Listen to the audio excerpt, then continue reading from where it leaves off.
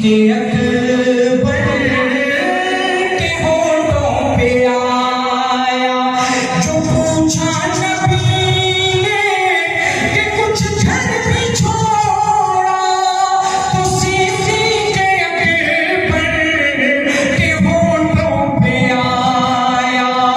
वहाँ मालूम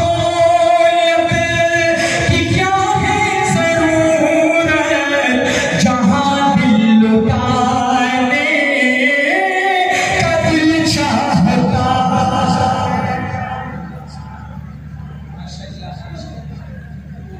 अबू बकर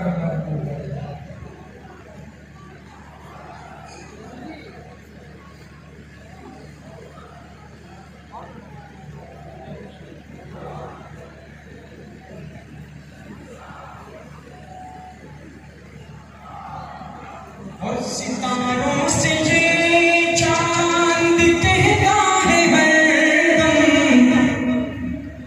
तुम्हें क्या बताएं वो टुकड़ों का आलम।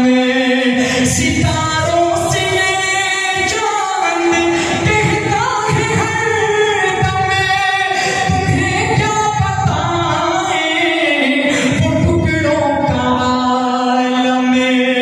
इशारे में आका के इतना मजा था कि फिर टूट जाने का दिल चाहता।